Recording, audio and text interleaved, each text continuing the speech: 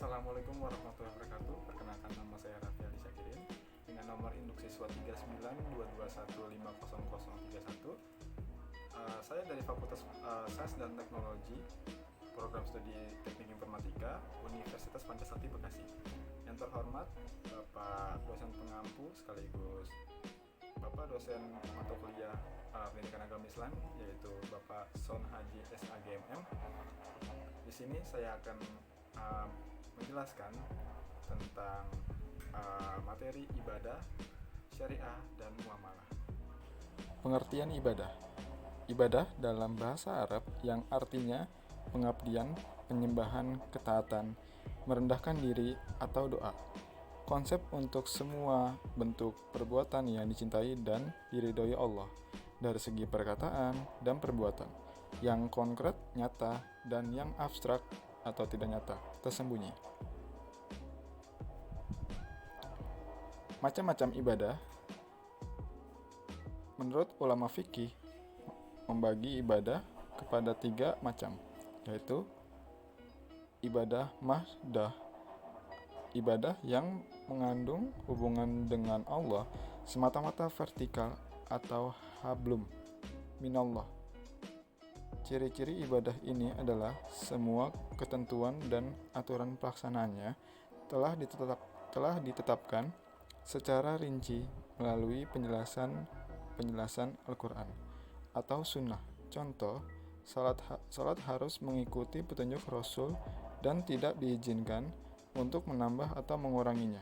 Begitu juga haji, ibadah mahdah, bertujuan untuk mendekatkan taqarrub kepada Allah. Ibadah ini disebut ibadah dalam arti khusus yang merupakan bagian dari syariah. Yang kedua, ibadah ghairu mahdoh. Ibadah yang tidak hanya sekedar menyangkut hubungan dengan Allah, tetapi juga menyangkut hubungan sesama makhluk, hablum minallah wa hablum minannas. Di samping vertikal, juga ada unsur horizontal. Quran Surat 7 ayat 56. Ibadah ini disebut dengan muamalah, juga merupakan bagian dari syariah. Yang ketiga, ibadah zil wajain. Ibadah yang memiliki 2 sifat sekaligus, yaitu ibadah mahdoh dan ghairu mahdoh. Maksudnya adalah sebagian dari maksud dan tujuan persyariatannya dapat diketahui dan sebagai lain tidak dapat diketahui, seperti nikah, adanya iddah bagi istri yang ditalak atau karena ditinggal wafat suami. Dilihat dari fasilitas yang dibutuhkan untuk mewujudkannya, ibadah dapat dibagi menjadi 3 macam, yaitu ibadah badaniyah, ruhiyah, suatu ibadah yang untuk mewujudkannya hanya dibutuhkan kegaitan jasmani dan rohani saja, seperti sholat dan puasa. Yang kedua, ibadah maliyah, suatu ibadah yang untuk mewujudkannya dibutuhkan kegiatan pengeluaran harta benda seperti zakat. Yang ketiga, ibadah badaniyah, ruhiyah maliyah, suatu ibadah yang untuk mewujudkannya dibutuhkan kegiatan jasmani, rohani, dan pengeluaran harta kekayaan, seperti haji. Dari segi sasaran dan manfaatnya, ibadah dapat dibagi menjadi 2 macam. Yang pertama, ibadah perorangan fardiyah, ibadah yang hanya menyangkut diri pelakunya sendiri, tidak ada hubungannya dengan orang lain, seperti sholat. Yang kedua, ibadah kemasyarakatan ijtima'iyah, ibadah yang memiliki keterkaitan orang lain, terutama dari segi sasarannya seperti sedekah dan zakat. Syarat-syarat ibadah. Seluruh kegiatan seorang muslim dan seluruh gerak-geriknya sepanjang memenuhi syarat-syarat dapat disebut dan dinilai sebagai ibadah kepada Allah. Yusuf Al-Qardawi mengatakan bahwa ada 4 syarat agar perbuatan seseorang bernilai ibadah di sisi Allah, yaitu yang pertama, perbuatan yang dimaksud tidak bertentangan dengan syariat Islam, misalnya berjudi, niat untuk naik haji. 2. Perbuatan tersebut dilandasi dengan niat yang suci dan ikhlas. 3. Untuk melakukan perbuatan tersebut, yang bersangkutan harus memiliki ketangguhan hati dan percaya diri bahwa perbuatan yang dilakukan akan membawa kepada kebaikan. Yang keempat, perbuatan yang dilakukan tidak boleh menghalangi perbuatan-perbuatan wajib dalam agama, misalnya jual beli yang melalaikan salat. Sifat dan ciri-ciri ibadah. Mustafa Ahmad Az-Zarko, seorang ahli ilmu fikih kontemporer, menyebutkan beberapa sifat yang menjadi ciri-ciri ibadah yang benar, yaitu 1. Bebas dari perantara, Quran Surat 2 ayat 186. Yang kedua, tidak terkait kepada tempat-tempat khusus. Rasulullah SAW bersabda, seluruh tempat bumi adalah tempat bersujud bersih dan suci. Hadis riwayat Bukhari dan Muslim dan Quran Surat 2 ayat 115. Yang ketiga, tidak memberatkan dan tidak menyulitkan. Rasulullah SAW bersabda, kamu seharusnya melakukan pekerjaan yang kamu sendiri mampu melakukannya. Sesungguhnya Allah tidak menyenangi suatu perbuatan hingga kamu sendiri menyenanginya. Hadis riwayat Bukhari dan Muslim dan Quran Surat 2 ayat 185 serta Quran Surat Quran Surat 2 ayat 286. Orang-orang yang berhak menerima mustahik zakat yaitu yang pertama, fakir, orang yang memiliki usaha atau bekerja yang penghasilannya hanya menjamin maksimal setengah dari kebutuhan hidupnya sehari-hari. Yang kedua, miskin, orang yang memiliki usaha atau bekerja yang penghasilannya lebih dari setengah dan kebutuhan hidupnya sehari-hari. Yang ketiga, amil, orang yang dipercaya untuk mengumpulkan dan membagi harta zakat. Yang keempat, mualaf, orang yang masuk Islam masih lemah keimanannya, yang perlu bimbingan dan dukungan dana. Yang kelima, hamba sahaya atau budak berlian.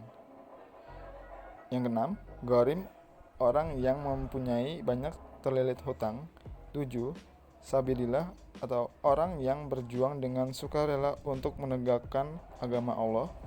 Dan yang terakhir, 8. Ibnu Sabil atau musafir, orang yang kekurangan bekal dalam suatu perjalanan yang baik seperti menuntut ilmu, menyiarkan agama, dan sebagainya. Pengertian puasa.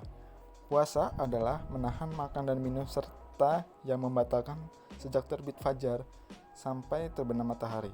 Kewajiban puasa dilakukan setahun sekali pada bulan Ramadan. Quran Surat 2 ayat 185.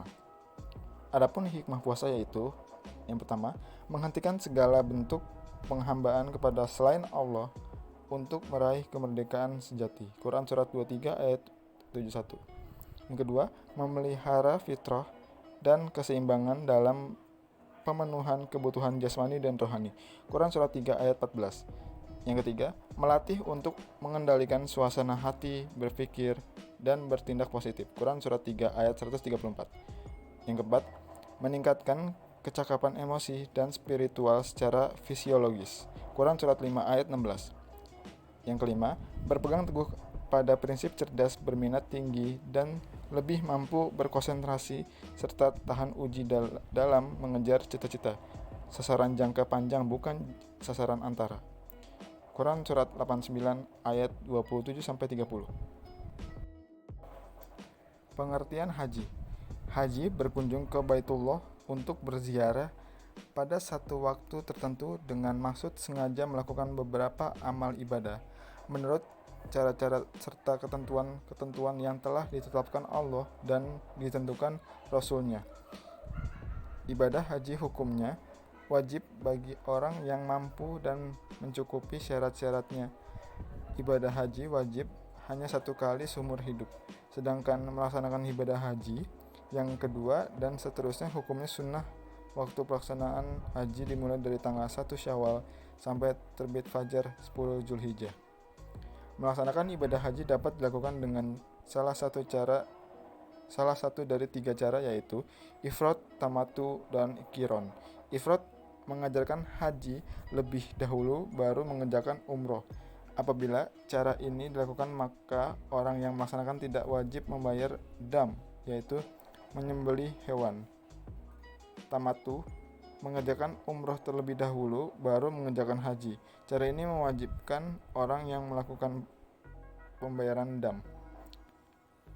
Qiron, mengerjakan haji dan umroh di dalam satu waktu, niat dan satu pekerjaan sekaligus. Cara ini juga mewajibkan orang yang melakukan membayar dam. Dalam ibadah haji, terdapat rukun dan wajib haji.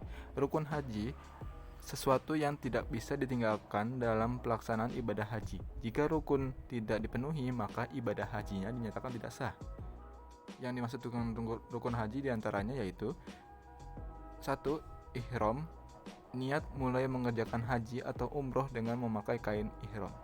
Yang kedua, wukuf di padang Arafah, hadir di Arafah pada waktu tergelincirnya matahari tanggal 9 sampai terbit fajar tanggal 10 Zulhijjah. Yang ketiga, tawaf ifadah, tawaf yang apabila tidak dilaksanakan hajinya tidak sah. Tawaf berjalan mengelilingi Ka'bah sebanyak 7 kali. Yang keempat, sa'i, berjalan dari Bukit Safa ke Bukit Marwah sebanyak 7 kali. Yang kelima, bercukur, mencukur atau menggunting rambut minimal 3 helai rambut. Yang keenam, tertib. Adapun yang dimaksud dengan wajib haji diantaranya yaitu 1. Niat ihram dari mikot. Yang kedua, mabit bermalam di Musdalifah. Yang ketiga, mabit di Mina. Yang keempat, melontarkan jumroh ula usyah dan akobah jumroh, melontar marma dasar bawah tugu di Mina dengan batu berkerikil pada hari tasyrik. Yang kelima, tidak melakukan perbuatan yang diharamkan pada waktu melakukan ibadah haji. Yang keenam, tawaf wada, tawaf penghormatan terakhir kepada Baitullah sebelum meninggalkan Mekah. Pengertian syariah. Syariah adalah sistem norma yang mengatur hubungan manusia dengan Tuhan, hubungan manusia dengan manusia, dan hubungan manusia dengan alam. Syariat Islam yaitu Al-Quran dan Sunnah. Adapun hukum-hukum dalam syariat Islam yaitu wajib, sunat, mubah, makruh, dan haram. Syariah dan fikih serta keabadian syariah Islam. Karakteristik syariat Islam bersifat universal dan abadi. Di antaranya, syariat Islam itu sesuai dengan kemampuan manusia dan mudah dilaksanakan. Yang kedua, bagian-bagian syariat yang tidak dipengaruhi oleh perubahan zaman, seperti akidah dan ibadah, diterangkan secara rinci dan jelas sehingga tidak perlu penambahan dan pengurangan. Sedangkan bagian yang terpengaruh oleh perubahan situasi dan kondisi seperti budaya dan politik diterangkan secara global atau garis besarnya saja sehingga memungkinkan untuk terjadi perkembangan. Yang ketiga, syariat Islam cocok dengan fitrah dan sesuai dengan akal, dapat mengikuti perkembangan serta layak untuk segala tempat dan waktu. Ciri-ciri syariat Islam diantaranya komprehensif, wasatiyah atau moderat, harakah atau dinamis, elastis atau fleksibel, tidak memberatkan, dan yang terakhir graduasi atau berangsur-angsur. Tujuan syariat Islam memelihara kemaslahatan manusia dan menghindari atau kerusakan mafsadat baik di dunia maupun di akhirat. Kemaslahatan dapat terwujud apabila maqasid al-khamsah sebagai maqasid asy-syariah dapat diwujudkan dan dipelihara. Di antaranya hifzu ad-din, memelihara agama, hifzu al-mal, memelihara harta kekayaan, hifzu an-nasl, memelihara keturunan, hifzu al-aql, memelihara akal, dan hifzu an-nafs, memelihara jiwa. Pengertian muamalah. Muamalah adalah aturan Allah yang mengatur hubungan manusia dengan manusia dalam usahanya untuk mendapatkan alat-alat keperluan jasmania dengan cara yang baik sesuai dengan aturan syariat Islam. Muamalah artinya seluruh kegiatan muamalah manusia berdasarkan hukum-hukum Islam yang berupa peraturan-peraturan yang berisi perintah atau larangan seperti wajib, sunnah, haram, makruh, dan mubah. Kategori muamalah yaitu jual beli, pinjam meminjam, sewa menyewa, ekonomi bisnis, marketing, dan lainnya. Adapun yang dimaksud dengan ekonomi yaitu suatu ilmu yang mempelajari tingkah laku manusia dalam memenuhi kebutuhannya guna mencapai kemakmuran. Dan ada yang dikatakan bisnis yaitu segala bentuk kegiatan yang dilakukan dalam memproduksi, menyalurkan, memasarkan barang dan jasa yang diperlukan manusia.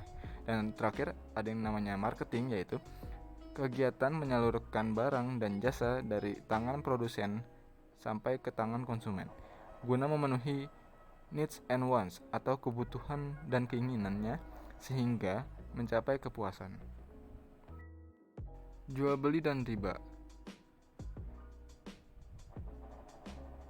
Sabda Rasulullah SAW pernah ditanya, mata pencaharian apakah yang paling baik ya Rasulullah? Jawab beliau, penghasilan seseorang yang jerih payah tangannya sendiri dan setiap jual beli yang benar. Hadis riwayat Ahmad. Jual beli artinya menukar sesuatu barang dengan barang yang lainnya dengan cara yang tertentu atau biasa disebut dengan akad.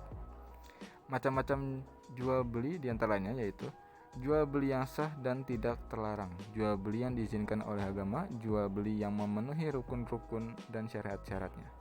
Yang kedua, jual beli yang tidak sah dan terlarang yaitu jual beli yang tidak diizinkan oleh agama, jual beli yang tidak memenuhi syarat dan rukun.